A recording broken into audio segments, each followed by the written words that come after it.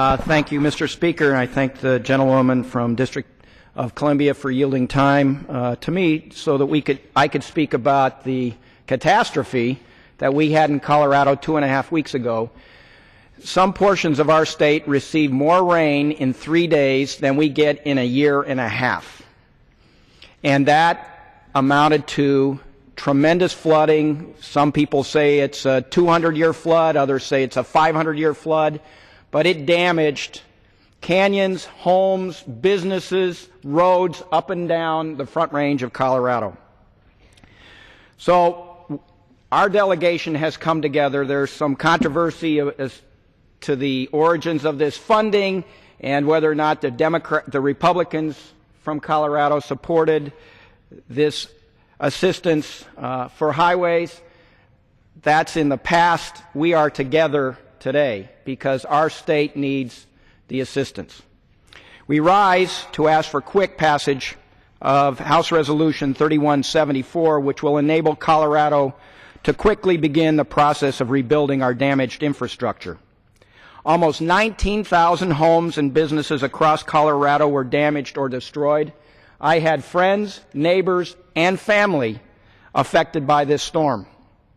I want to start by thanking our first responders, the police, the firefighters, the Colorado National Guard, the United States Army, FEMA, for their heroic effort to save lives.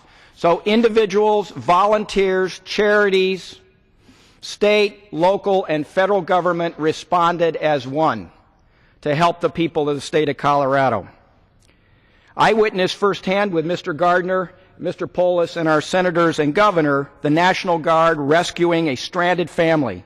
And these men and women, without a doubt, prevented these floods from taking more lives. The damage throughout the state is catastrophic and truly unbelievable. I represent 2 counties of the 9 that were declared major disaster areas. Now that the waters have receded, it is time to rebuild, and at least 200 miles of state and federal roads were damaged and 50 bridges were either damaged or destroyed by the floods. And that doesn't include local, county, and city streets and roads and bridges. In total, the Colorado Department of Transportation is estimating the damage to our state and federal roads to be about $475 million. The Denver Post wrote, "The flooding that swept through Colorado is the biggest catastrophe to ever strike the state's infrastructure."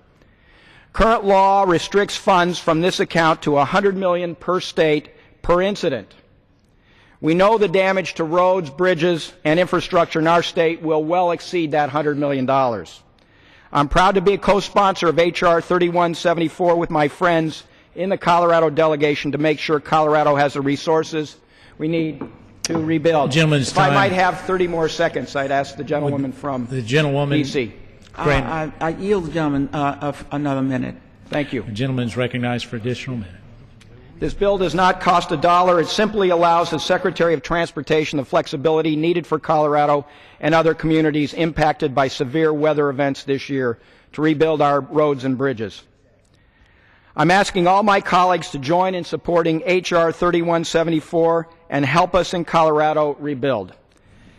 I'd ask unanimous consent, Mr. Speaker, to introduce a couple letters from our governor and from the Department of Transportation outlining the damage that our roads have suffered.